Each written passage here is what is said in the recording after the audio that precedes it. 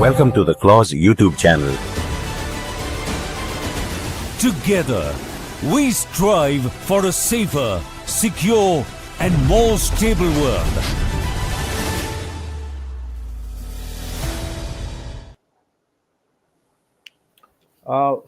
Welcome, General Sudhakar sir. We are live and we are going to start now. Good evening. You are welcome to the first IIRF CLAWS joint stream podcast. Henceforth, this joint podcast will take place once a week and cover topics of national and security and geopolitical issues. I am Group Captain Mehta, retired Vice President of the Indus International Research Foundation. Today, I am the host and moderator of this inaugural podcast. Our esteemed guest speaker today are Colonel Raina and Lieutenant General Sudhakar Ji, both India's leading experts on global terrorism, J&K, and geopolitics. Our audience will be glad to know that Colonel Raina has a record of publishing, editing 29 books on the above topics and has grassroots knowledge on narco-terrorism from Myanmar to Central Asia and Middle East. Major General Sudhakar Ji, who is also the distinguished fellow and advisor of the Indian International Research Foundation, is a well-known and much favorite, frequently invited guest on the prime-time national television on geopolitical matters. So today we are going to discuss the Middle East conflict and its wider political ramification, especially as it relates to India. Today we are going to discuss the Middle East, though the genesis of Arab-Israel conflict, as you know, lies in the partition of Palestine in 1947 between Muslims and Jews. The current round of conflict started on October 7th when 1,200 innocent Israelis were killed, houses were burnt, many women alleged to have been raped, and 250 Israeli citizens, women, children, and elderly were taken hostage by the Hamas fighters. Soon after this, Shia militias under unacknowledged leadership of Iran attacked Israel from not one but 7 fronts by rockets and other means with the sole intention to destroy it. Israeli retaliation was massive and forceful. Ironically, much pressure was applied on Israel by the UNO, International Court of Justice, Western governments. They all tried to impose all kinds of restraints on Israel in this war, diluting its response commensurate to its security needs. Notwithstanding these pulls and pressure, Israel did succeed in neutralizing the formidable multi-layered ring of fire created around it by Iran. Gentlemen, post October 7, 2023, Prime Minister Netanyahu vowed to hunt down those responsible for the worst carnage in Israeli history.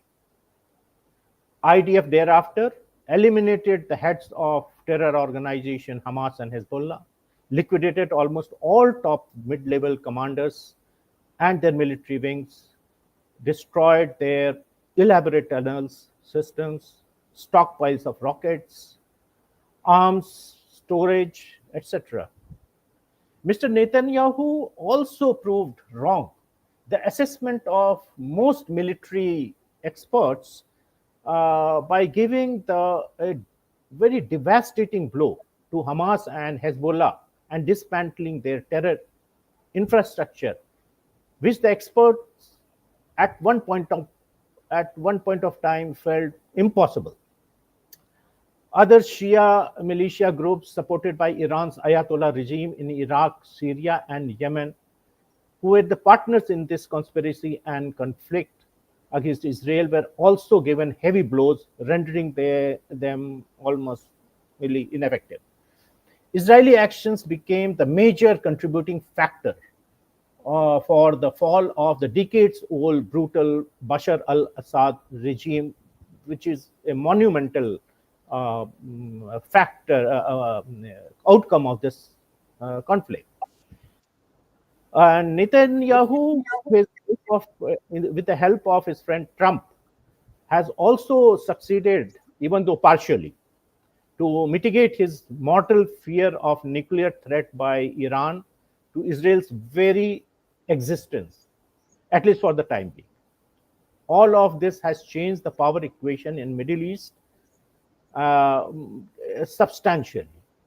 And the map of Middle East is about to be reset. And the personal equation of the Middle Eastern states with Israel and Iran is also in a reset mode. Nearly 2 years long intense Israeli military campaign has many ups and downs, with high human cost and Israeli loss of life pitted as 2,050, including 800 IDF soldiers. The casualty figures are highest in the history of conflict. Gentlemen, Prime Minister Netanyahu was very clear from the very beginning. He has set two military objectives: bring all the hostages back and obliterate Hamas completely, to deny its role in Gaza in the future. After 2 years, both objectives appears far from achieved. While Israel has secured release of 200 hostages, Hamas still holds some 50 hostages in its custody, of which 20 are believed to be alive. Though IDF controls 70% of the Gaza and destroyed around 23 of the 24 Hamas battalions, Hamas has replenished these losses rapidly and still holds 30% of the territories in Khan Yunis, Dar e-Balah, and Gaza City area. Just few days back, Israeli cabinet approved a full-fledged military operation for the complete takeover of Gaza. Mobilization order of 60,000 reservist soldiers have already been issued, and target softening operation has already begun. This massive operation has been endorsed by US negotiator Steve Witkoff and President Trump, probably to bring maximum pressure on Hamas to capitulate it, surrender, and release the rest of the hostages in one go, in a single deal. That's the issue that is going on at the moment. This conflict, therefore, throws up following questions to discuss in today's IIRF CLAWS podcast. These are: what will be the end game looks like? What will be the day after arrangement for Gaza? What happens to the Trump's plan to turn Gaza into tourist Riviera? What happens to the settlement plans of Gazans in neighboring states? What happens to the two-state solution that France and Australia, they have just announced that they are going to recognize Palestine as a state? What will happen to the two-state solution under these circumstances? Now, what happens to the Abraham Accord? Very important. What happens to IMEC project? Gentlemen, IMEC project is a economic corridor project from India to Haifa port via Saudi Arabia, Oman, and it goes to Europe. It's a very important project. So how much the downturn in Indo-American relation is likely to impact India's participation in the above IMEC project? For your information, the Haifa port is being developed by the Adani Group of India for this purpose.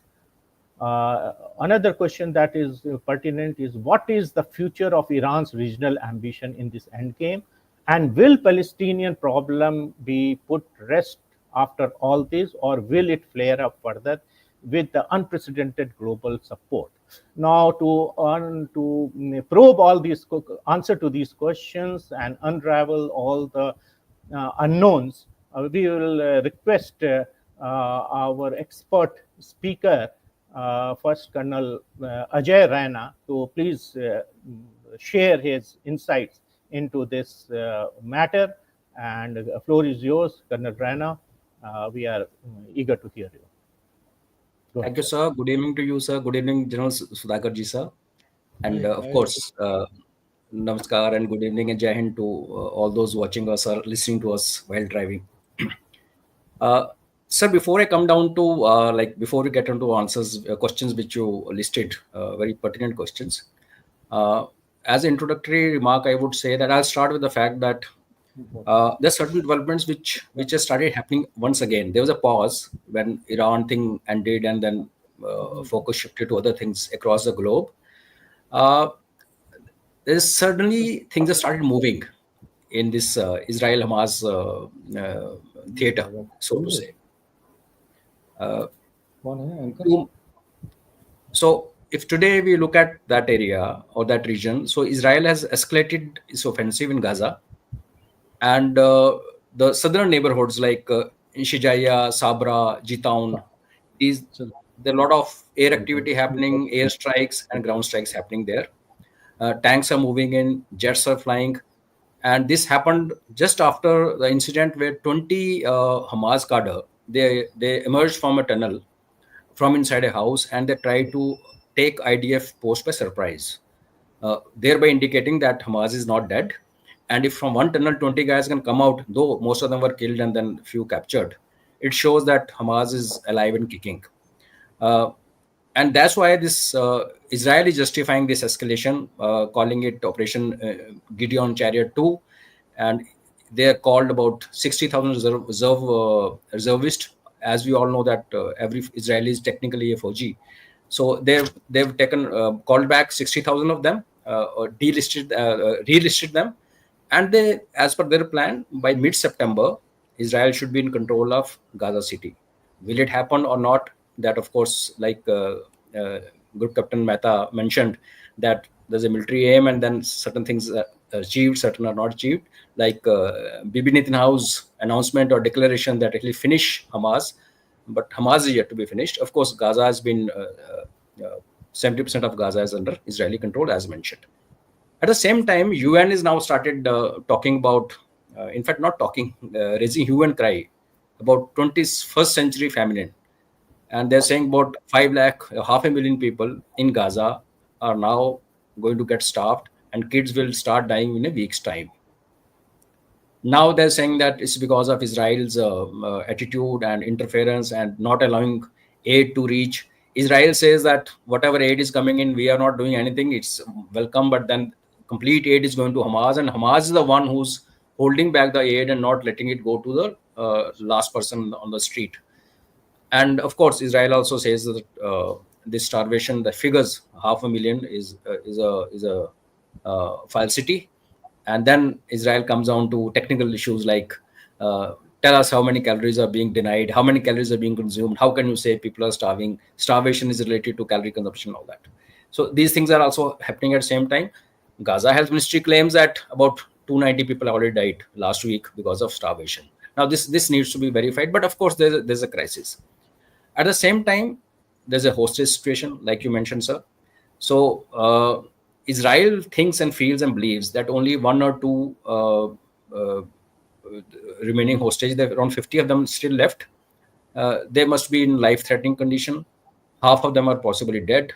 So maybe 10, 12 guys will finally emerge if they are released. Now, Hamas is saying it's okay. We will do hostage release. You give us our prisoners back and let's have a 60-day ceasefire. These are things which are happening off late, suddenly.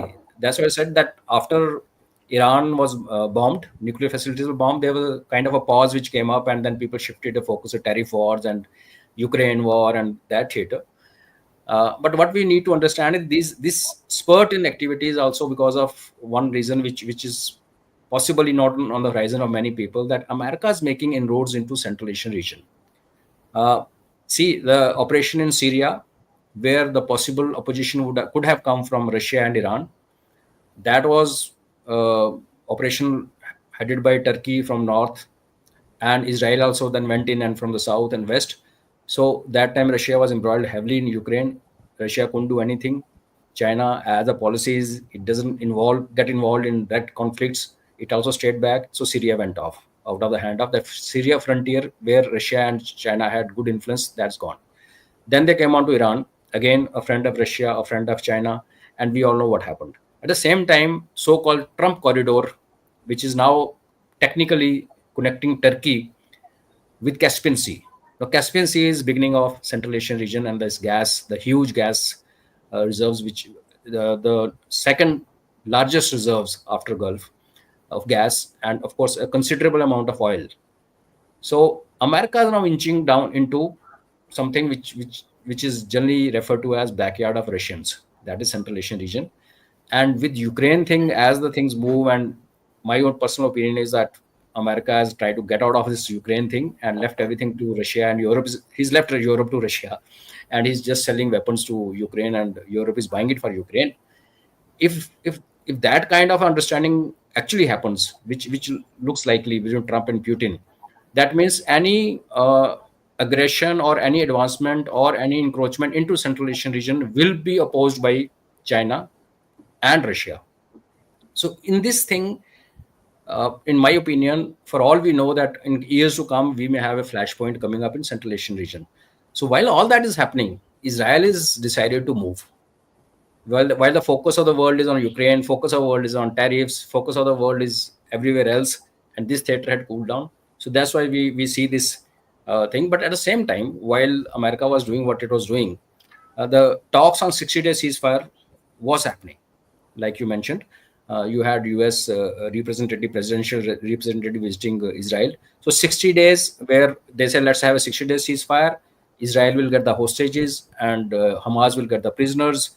But Israel is saying, no, we just want all hostages to be liberated first, then we will stop operations. So this is a difference of opinion where Hamas says, okay, first let's stop fighting, or all stop in killing one us. go. Yeah, It is insisting that's to that yeah. point.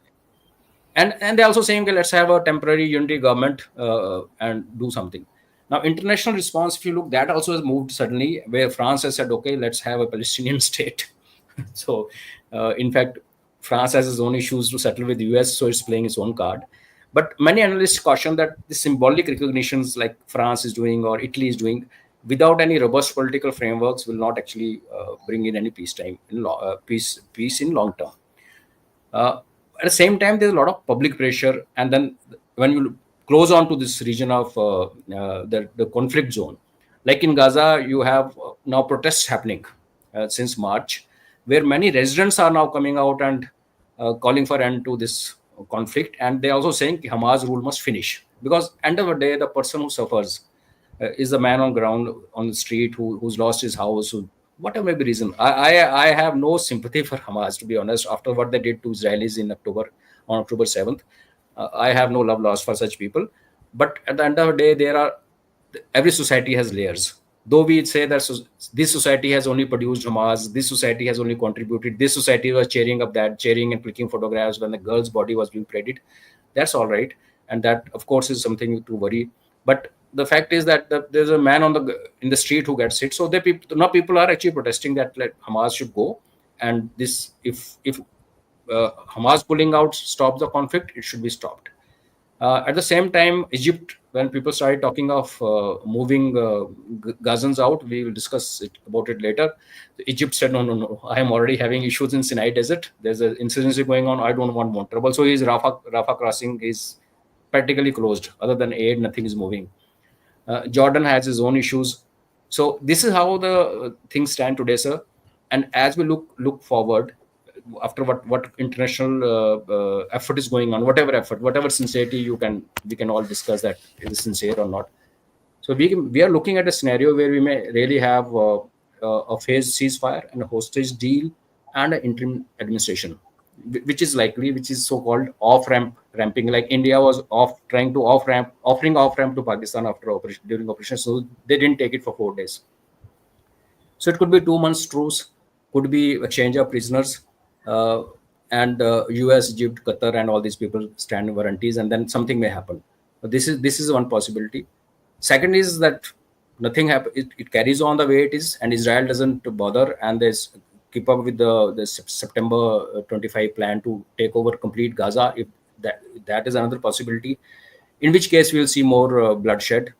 And of course, there could be a wider regional escalation, like it happened in Syria. Israel, in its own way, and as per their claim, they sorted out Lebanon. But Houthis are still active. Hezbollah, of course, after Lebanon government is also taken some steps. On what is happening in Iran, and yesterday only, Iran had big fires going. There were accidents or sabotage in Tehran. Nobody knows. But Iran had closed the airspace, Western airspace, for a while to carry out certain tests. So Iran, as per many observers, it has only used during that first phase of war with Israel, before the bombardment happened on nuclear installation. Iran has had fired missiles which were 10 to 15 years old, and they said the best of their stuff is yet to come. So if they also start something with Israel, then there's a regional escalation which will happen. So I think, sir, it's a very fluid situation. And with the person like Trump sitting in Washington and he does what he does, it's very difficult to predict, because US has a not only stake, it has a big role here, sir. While Hamas may not trust them, Israel is fully dependent on US. After a certain limit, US has the power to twist Israel's tail, though Israel tends to disobey or show defiance initially, that like they did while taking on Iran recently. So it's very difficult to predict the future, sir. But in this fluid situation, at the end of the day, sir, people are getting killed, and this conflict, which was getting wound up, like you said, many experts were saying possibly Bibi Netanyahu's aim will never be achieved. There are others who were saying that Gaza will be taken out in 6 months. So none of those has actually happened. So in this era of uncertainty, my only hope, wish, and pray is that what I'm saying, that another flashpoint coming off in Central Asian region, the route of which passes through the neighborhood of Israel, that is Turkey, and then of course Syria, and then going to CAR, that doesn't flare up. Baki to sir, will wait and watch. It's very difficult to really predict, sir. Yeah. Thank you very much, Colonel Raina. You have given a good wrap-up, good view of what is happening. And now we'll bring in General Sudhakar to give his more wider geopolitical understanding of the happenings in this part of the earth and world. And it is said that if anything happens in Middle East, no country in the world remains unaffected, because most of the countries are sourcing their petroleum from the Middle East. The Suez Canal is blocked, and so the prices goes up. Everybody gets affected. So, General Sudhakar sir, kindly throw some light on what's the wider implication and ramifications of what is happening. Yeah, Raj, good evening, and thank you for getting me to your inaugural show, and compliments to very distinguished panelist Ajay. And any amount of praise would still fall short. He is the man who deserves to have the last word on any subject. I have got highest of regards to his research ability and the eye for detail and the way he joins the dots. There are a lot of things to learn from him, to be very honest. While Ajay has given a panorama of semi-strategic and tactical issues, just allow me to give the larger perspective. The larger perspective is, let me start. Where do I start from? Much as I would like to be optimistic in all my articulations, but I can't help. Unfortunately, they are laced with so much of pessimism that it's actually being a start point. Okay, let me start with the superpower, the status of the superpower today. Ladies and gentlemen, it's an irony that we have to use expressions as a declining superpower, which is very realistic by virtue of its economic status, its political stability, by virtue of its technological supremacy having been overtaken by China, by virtue of its credibility, by virtue of being heard the world over, with very classical turning points which are evident, right? Not only the day Russia invaded into Ukraine, there are many such there are invasions into the Muslim world, and almost they're virtually floundering to have their feet on the ground, not as per the expectations of the American constituency. So, with this kind of a backdrop, there is every element of a superpower is showing decline, and particularly when you start with the economic status. Today, USA has got 37 trillion. Not, I'm not trying to disregard what is come in the media now. Just half an hour back, they may be trying to narrow the gap between the revenue earning and the debt. The debt is $37 trillion. And plus, if you add the BBB, 5 trillion, it comes to 42 trillion. What it means is with $37 trillion, for a common man's understanding, USA has to dole out something close to $1 trillion for the debt servicing, for the interest servicing. On top of it, if you actually factor in to running the administration or the country, they require something to the tune of 6 trillion in a year.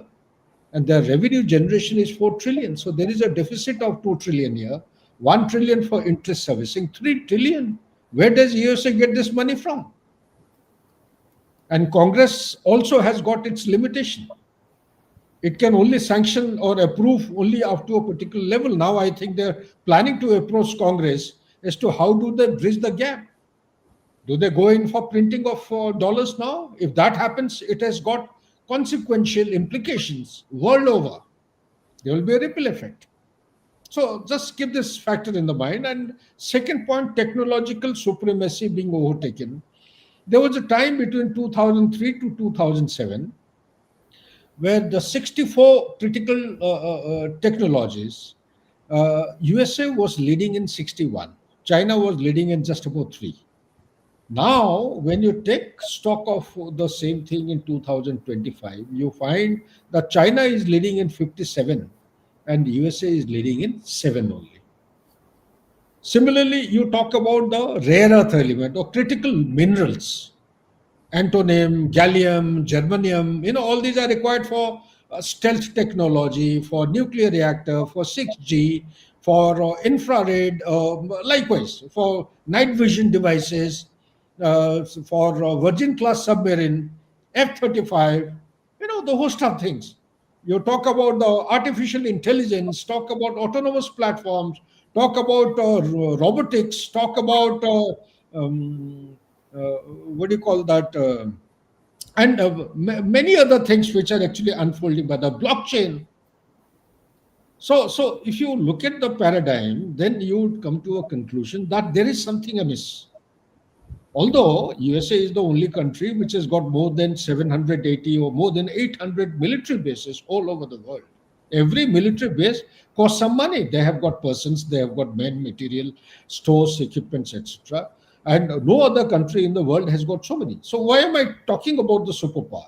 I'm talking about the superpower because without a superpower, the rules-based international order cannot exist. There is somebody who has to be a guardian of the law. Absolutely. So call it chowkidar by Indian expression or call it anything. Somebody has to do the policing. But is the policing being done in a bona fide manner? That is the moot question. We are in 21st century. And what has happened? Is the Cold War 1.0 same as the Cold War 2.0? I don't think so. The threats in 20th century were a different kind of a threat. You had a bipolar world. Now the threats in 21st century, Europe doesn't. In the heart of their hearts, I've spent quite a lot of time in Europe, just about 2 months back. I met with people of eminence, people who know, those who have the grassroots pulse. They have openly told me that they are not fearing that Putin is going to invade Europe with tanks on, like he did, or the USSR did in the Second World War. It is not going to happen that way. The bigger threat, when you talk to people of substance in Europe today, they give a classical example that the population of Europe used to be twice the population of Africa way back in 1950s. At the turn of the beginning of 21st century, the population of Africa has become twice the population of Europe. And the population of Africa is going to leapfrog, it is going to jump to more than 10 times by the end of 21st century. So what does it mean? It means that is their livelihood. Do they have socio-economic development? Do they have employment opportunities? Do they have education facilities? You call them that high impact community development, some acronym I found in the Ministry of External Affairs today. Those kind of China is the biggest investor in Africa today, by the way. Yeah. Followed by India. A lot of people say India has overtaken China. Sorry, India's pockets are not as deep as China. But China, is it spending for socio-economic development in Africa? Why am I highlighting this point? Because the threat to Europe today, the existential threat, is actually being posed, but not by Putin's war in Ukraine. I'm talking about the genuine input from the ground. Or you read a couple of articles in Economist, you'll come to London West, that internationally famous magazine. You see, they are more scared of the boat people migrating from Northwest Africa and the Middle East. So how do you arrest this trend? Who are the boat people? On one hand, there is a necessity, it is driven by need. They require people who are skilled plumbers, electricians, those like carpenters or Medicaid experts. They require paramedics. They require, because the average age of Europe has gone up. I think it is almost close to 48 years now. 48 is Japan, Europe is 43, if I'm not wrong, the average age. Okay, so the average age of India is 29 years. So when you require, the aging population of Europe today is not able to fend for themselves, not able to sustain the day-to-day their existence. They require support, nursing, such like support. So what has happened? There is a demographic profile which has undergone significant change. I've been to Germany myself. I was horrified to see people of the indigenous population of Germany migrating from German to countries like Spain, Portugal. When I spoke to them on informal occasions, they said, sorry, we can't live and breathe freely in our own homeland. So what is wrong? Then they painted a picture which I feel it is not appropriate to discuss here. Maybe in better moments, personal interactions I'll share. These are horrifying. So not only there, France itself is undergoing demographic profile. Look at the London, the UK, entire UK. Same is the case with Italy. That is why you would have found Meloni she had gone to Morocco, if I'm not wrong, to strike a deal with the Northwest African countries so that these people who are migrating, how best they can be arrested and made to stay homebound. Socio-economic development. Italy is spending lots of money in the Northwest African countries so that these people who are migrating, they are retained in the homeland itself. So this is just a brief glimpse. And third point I wish to highlight is that, keeping in view the time is at premium, Yes, sir. there is a project which was undertaken by a classified project by USA long back. I'll not go into details because Ajay has covered beautifully. So he's given a very comprehensive picture. This particular project was conducted. The name of the project was Clean Break. It's a classified project. 1997, Netanyahu was a member. They had very selected senators as also congressmen. What did the document say? This document of the project, the central part, it's covered many other issues. It was related to Middle East. Unfortunately, this project does not have any mention about Palestine. That is why you find Netanyahu, be it in the UN General Assembly, any global stage he has gone, he has always conducted his lectures or presentation with the help of two maps. And both the maps never had the picture of the map of Palestine. So what is it? What does it indicate? It indicates that Netanyahu is actually not a Netanyahu. He may be Prime Minister of Israel. Israel is not Israel, an independent autonomous. We know it is autonomous. It had its identity in 1948. UN has recognized this particular state. But there is something beyond that catches our eye. I won't be wrong, or it won't be an over exaggeration on my part. If it is so, then I'm sorry. I'm open to correction. It is a satellite post of USA. And also allow me to make a statement. No president of USA has ever come with his original thought process and been able to implement what he dreamt of, ever. No president from 1776 till date you carry out. You know what happened to Kennedy in Dallas, how he was shot by the driver himself. The documents have been revealed now. I've been to the spot, I've seen myself. So what is it that I'm trying to bring out? I'm trying to bring out that whatever USA does, there is some invisible power, call it by any name, deep state, or some power which is supremely governing every action. No matter what Trump dreamt of doing, he dreamt of very good things, very noble things. Who doesn't want to stop these mindless conflicts going on in Central Europe and Middle East in the backdrop of pandemic? Who doesn't want? Innocent peoples are dying. Look at the loss, the kind of, the price rise in fuel, food, and fertilizer. How is it impacting? It is not only impacting the global south, it is impacting as much the global north as well. They may not have openly, admitted. It is only Germany, I think it is admitted that they're going through an official recession. You go to other countries, do shopping. I'm just back. I've done the shopping, even including USA. Unfortunately, the truth is that the country itself is going through very, very serious recession. They may or may not. GDP is growing at 1.3%. The same country about a year back was 2.8%. The rate of inflation was it was around 2.3. It has gone up to 3.6. Similarly, when you talk on one hand, they have debt, they have the high rate of inflation, the GDP is going down, economy is slowing down, and these good enough indications of a recession. What more are you looking for? And on top of it, tariff. When you talk about the tariff, let me remind the people, Ajay is a historian, so as you, Raj, you read a lot. There was a president once upon a time in USA, his name 1897 to 1901.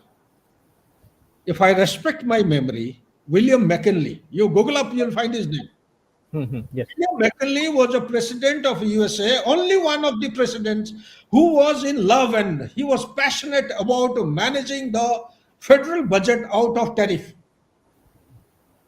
He was a mastermind. He became a benchmark. And soon he realized that his passion was ditching him. He had to abandon this project. Who's the hero of Donald Trump? Political hero. The political hero, not much talked about in open domain, you will not find anywhere. Secretly, clandestinely, Donald Trump is in love with McKinley. He is the political hero. He wants to strategize his approach so that he is able to, address the challenges of the deficits in the federal budget purely out of tariff. Now, what is tariff? Tariff is you are charging some country that money is that country may be paying at the time of exporting those products, but unfortunately that money is recovered from the customers, the consumers of America. When the money is recovered from the consumer, those who understand the fundamentals of economics, they will link it up and establish a fact that the cost of a product, if it was $100 with 50% tariff, it becomes $150, and this leads to hyperinflation.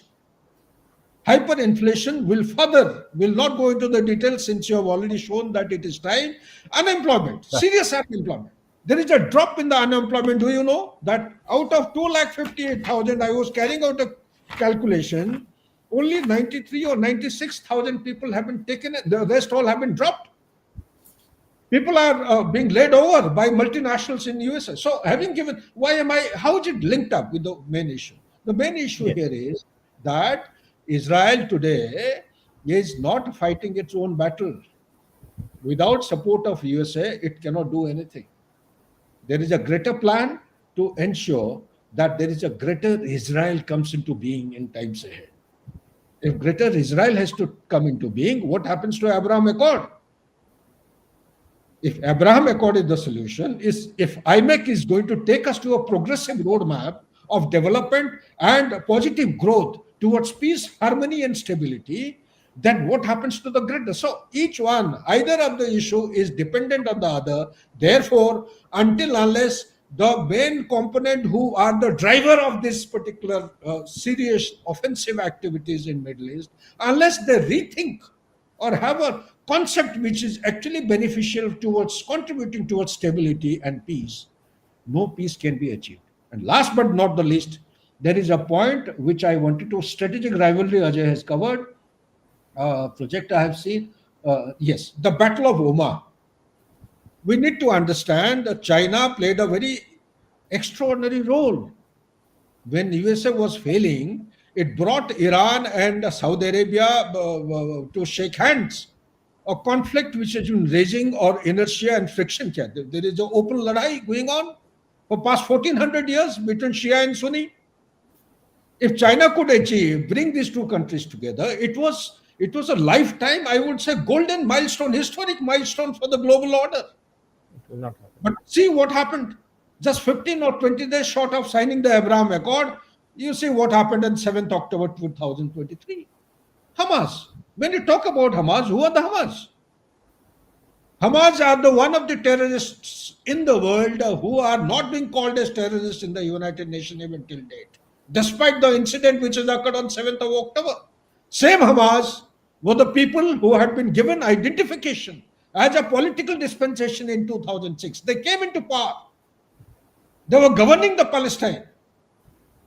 So there is a lot of dichotomy, there is a lot of contradictions. Oslo's agreement was signed way back in 1993. Many issues will come up because of shortage of time. I will not dwell into it. But when I talk about the Battle of Omar between Saudi Arabia, Turkey, and Iran, there is a contestation which is in progress. Each one is trying to showcase. Iran is trying to showcase particularly that despite being a Shia-dominated country, it still is holding out, supporting the Hamas for the larger cause of the Islamic forces in the world. And Saudi Arabia, trying to show down Saudi Arabia and Turkey. Turkey is feeling so uncomfortable that it is getting out of the comfort zone. So it is looking for places like Pakistan, Bangladesh. Now Bangladesh, it has come in a big way with the help of Qatar. Qatar is taking the armed forces of Bangladesh to train the armed forces of Qatar.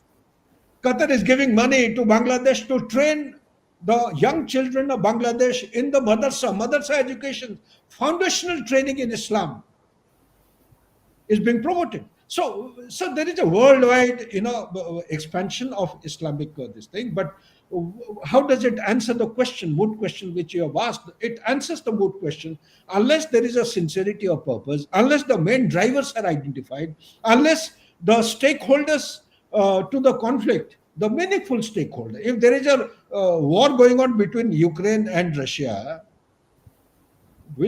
unless Putin and Zelensky sit down together and speak to one-on-one, will there be any peace? I don't think so. Gone are the days. We are in 21st century. So similarly, out here, the double standards which are being actually reflected in day-to-day conduct, this particular conflict that Ajay covered, 60,000 people are being mobilized. Hamas can be destroyed physically, but ideologically cannot be destroyed. You decimate the people, decimate the tunnels, decimate the warheads, unless the primary source. Do you know that the corridor between Iran, it's a concept of octopus doctrine. What is octopus doctrine? Octopus head is actually the Iran, and the tentacles, one is represented by the, what do you call that? Yemen mein kya hai yaar? Houthis. Then you have Assad. Then you have Hezbollah. Then you have the fourth one. Nobody takes reference of that. It is Shahil il Baid. Sorry, So, Hashid il Shahid. This is the fourth one, which came into existence after Fulani. Yeah. So fourth one, like as you have militias. So these are the tentacles. You have broken the Sir. backbone of the tentacles, but you have not broken the backbone of the ideology. They still exist. Ajay made a very right point. You may have killed. There are 24 Hamas battalion, by the way. Out of 24, Israel it is claiming, as per the official document, they have neutralized, they have destroyed 23 battalions. But they realized before they could actually take stock of the 24 battalion, the They're all 30,000. replaced. So it's a vicious cycle. So therefore, to bring stability, where is it heading to? It is heading to an unending, I would say, eternal conflict, unless some meaningful, substantive efforts are put in by the stakeholders. Same Palestine, people are not recognizing. There are efforts by the USA and other countries, Israel, to displace the Palestinians, send them to elsewhere. Where, I don't know. Gaza Strip, like you have rightly said, I suspect it is going to assume the profile of. There is another thing. Whenever there is a conflict in the world, any conflict, anywhere, including Vietnam, okay, the principle followed, military principle followed is that you evacuate as much as possible. Try to relocate the civilians who are populated in the conflict, potential conflict zone to elsewhere, Yes. then the conflict takes place. Do you know that the Hamas or the Gaza Strip is only place in the world where the conflict is raging like that? Civilians are Which is still not there. being allowed. Yes, sir. Because the Hamas, they're firing at them. They're threatening, if you move out, if you leave your houses, we'll kill you. They are not going to kill them, but they're intimidating them. So these are the unique dimensions of warfare. And therefore, I personally feel that it is not going to come to an end so soon. This will continue until unless the superpower, that is the United States of America, changes its concept and perception of the global order, even if it is declining. So what? It has to take cognizance or give cognizance to the multipolarity in the world. It has to accept the reality. Very right, sir. Century of the Asia has come. It has to recognize, not by imposing tariff and double tariff on India, it doesn't actually stop India from rising. India is in an unstoppable position and will soon tell the world order how to resolve issues by diplomacy and dialogue. Thank you. Back to you. Very good. Thank you, sir. So we have some questions in the chat box. We will take that. I'll just summarize. General Sudhakar has made it a point that Israel is de facto a outpost of U.S. interest. It protects U.S. interest in the Middle East. This has been a very long position, but many Americans do not believe. They think that it is Israel who is taking advantage of USA, but the geopoliticians, experts, and knowledgeable people know that it is the US that is getting benefited by Israel being strong in Middle East, and this is going to have advantage to the USA.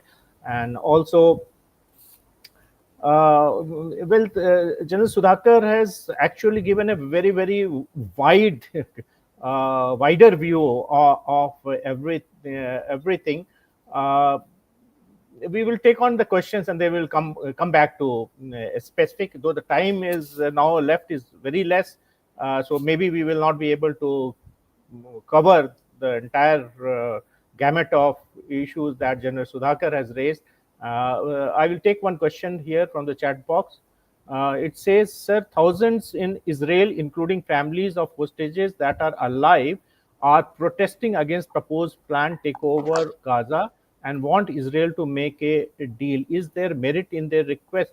I will request Colonel Raina to respond to this question, if you can. Of course. Sir, whether you are a citizen of Gaza or you are a neutral observer like us, we all understand that to have a kind of peace going or whatever, some system, the 4 pillars which need to be addressed. That's what Gaza citizens also concerned when they're told to, given an option to move out and create a tourist center there. First is security. So they need to know who's going to police Gaza once, if the conflict dies down or cools off? Will it be IDF? Will it be Palestinian Authority? Will it be Arab peacekeepers or UN mission? Second is governance. Who's going to run the schools, hospitals, civil administration?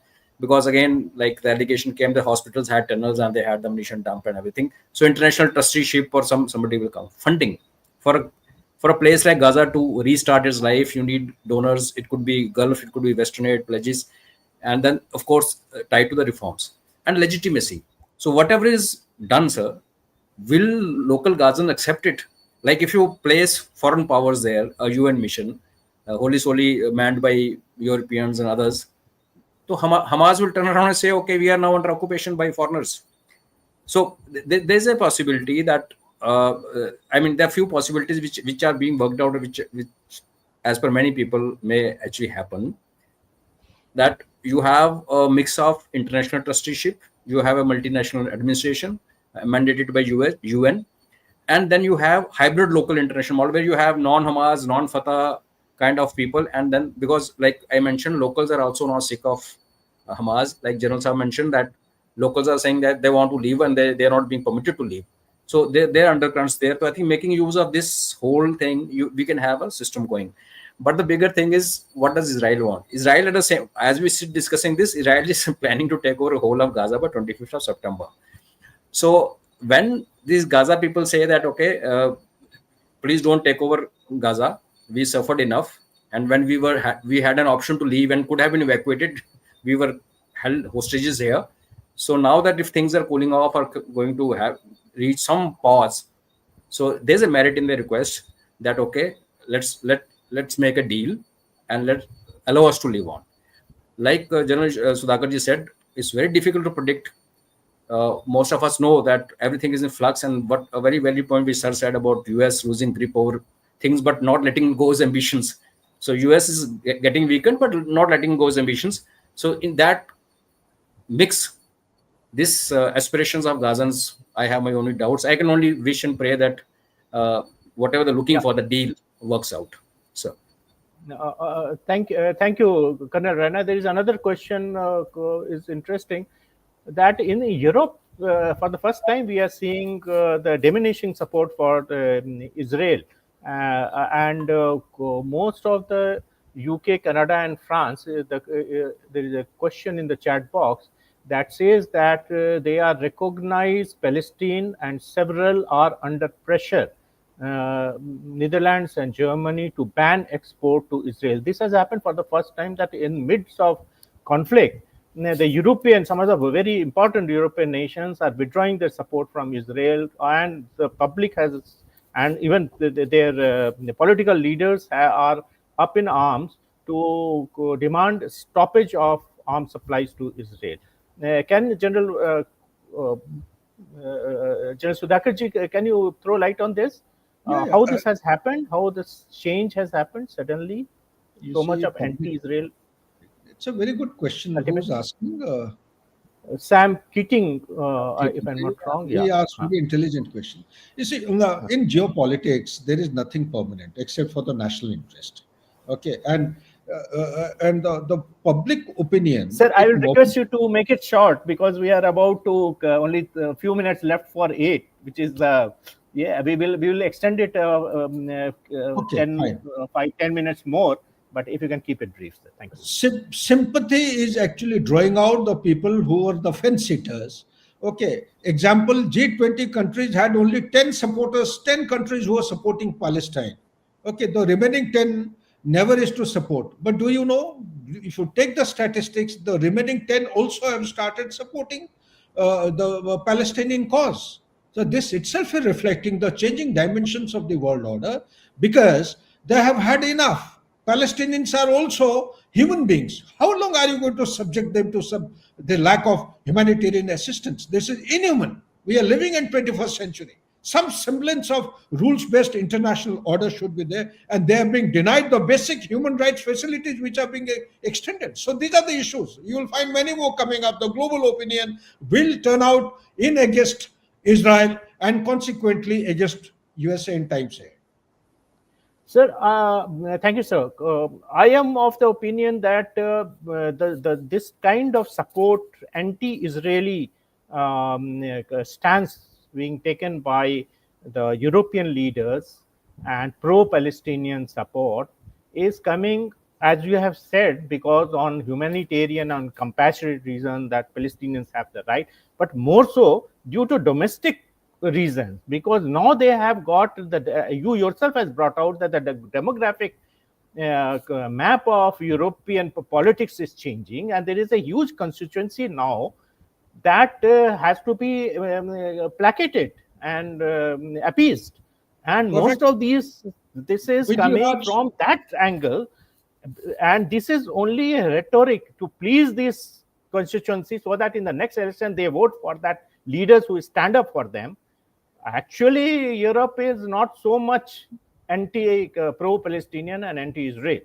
And secondly, I mean, two-state solution has been tried off for long enough, and it has consistently been failing. Of course, the blame is again comes to Israel, but a large part of the blame goes to the Palestinian or the people who are backing Palestine, because they don't want the Palestinian problem to be solved, because Palestine is a weapon to their larger objective, or to destroy Israel. That is the main issue. So we don't have much time to take more question now, because we have to keep the schedule, Raj, but still, yeah, if but you still I will give 2 minutes to both the speakers to wrap up their thing, and I will must say sorry to the viewers that the first day we have not been able to manage the time so well to take all the questions. Few questions are left, but in future we will make sure that all questions are addressed. Important questions we have taken. Sir, go ahead, sir. 2 minutes for you to wrap up your. something to comment on the first question. The answer Yes, is sir. yes. Do you agree? Because first preceding question was, the last part was, do you agree? Yes, I agree. That's my point of view. Second thing is, what is the larger game plan? The larger game plan has to be understood. The larger game plan is 1991, the disintegration of USSR took place. That means the Cold War 1.0 came to an end. With the disintegration, USA assumed on its own the unilateral power and the authority. But that unilateral power and authority was not to be seen on the ground. So, based on this presumption or assumed status, USA unleashed a kind of a strategy. It is also another project, by the way. Let me tell you, what you see towards Central Europe is a project. What was the project? Project was from East Germany to Vladivostok. Expand without any stoppage. Does anyone know? Does any public domain, is it there in the open domain? No, nobody knows. So once you go into start researching, you'll come across the documents. You'll find there is a standing doctrine or a concept of USA which is unfolding gradually. In absence of actual data and evidence, we always say कि ये deep state उसको चला रहा है. Similarly in Middle East, similar thing is taken. The basic aim is to weaken, isolate China from all around.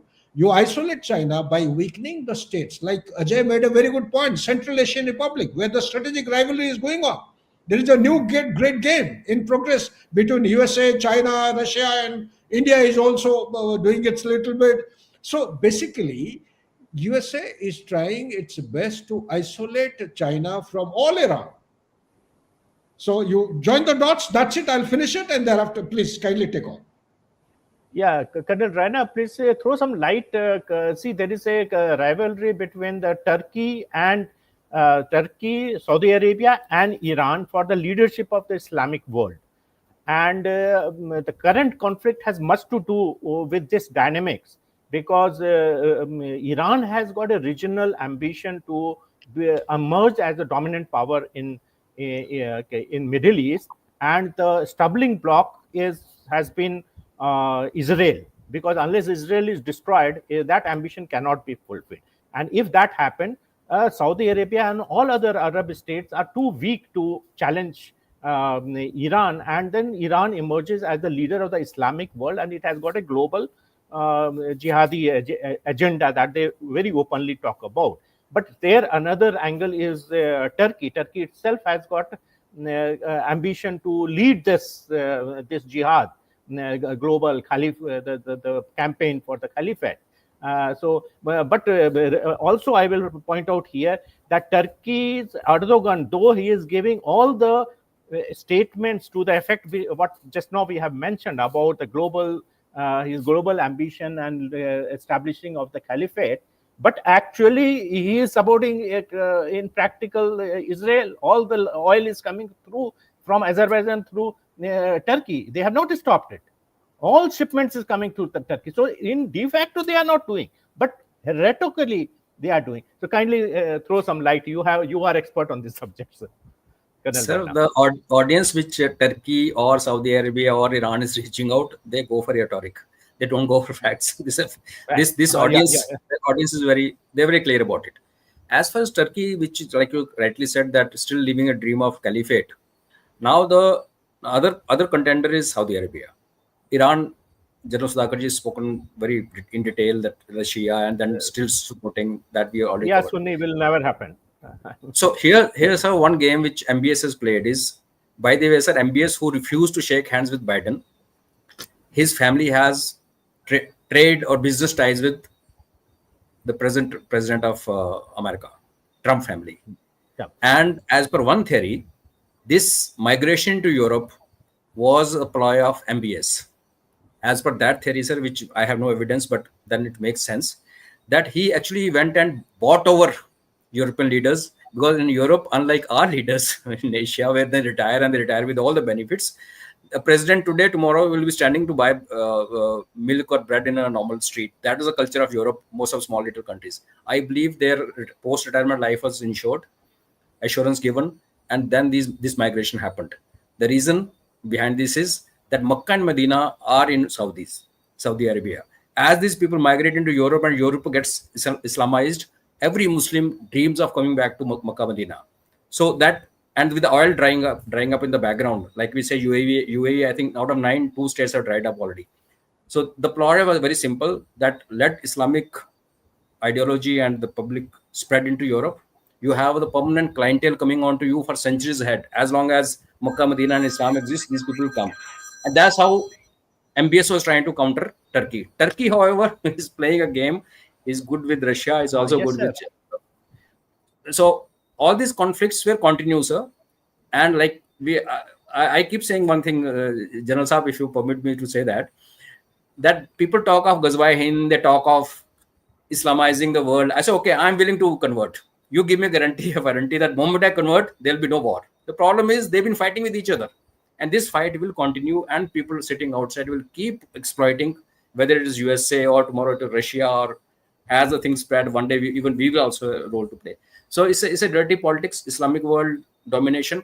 MBS is played very smart, sir. And if the European dream comes true, I think finally Saudis will lead. And that's why the only weakness they have, and for which they are asking for guarantees from USA's nuclear umbrella. They want nuclear protection umbrella being in, because they have money. So this Turkey and Iran and Saudi Arabia will actually lead to another flashpoint in foreseeable future. And that will be very sad end to this whole, I call it West Asia. So I don't use the word Middle East. So that's how I sum it up, sir.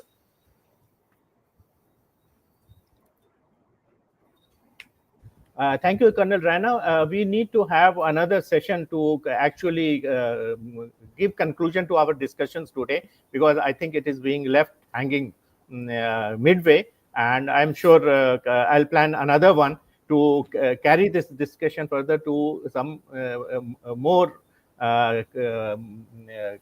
conclusive phase. And thank you very much, General Sudhakarji, for taking time to be part of our inaugural podcast today. And we have not done bad. We are just short up by 5-7 minutes. And thank you, Colonel Raina.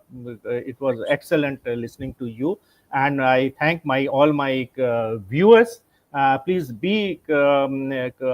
stick with us. We will bring many more interesting issues. We have got very good speakers in General Sudhakar and Colonel Raina and the likes. And we will bring them on the platform, and we'll give you very good insights into what's happening in the world. and in the Indian security, national security arena. Thank you very much, General Sudhakar. Thank you very much, Colonel Raina. And thank you all the technical support from the CLAWS. We will meet again. Jai Hind. Thank you, sir. Jai Hind. Jai Hind.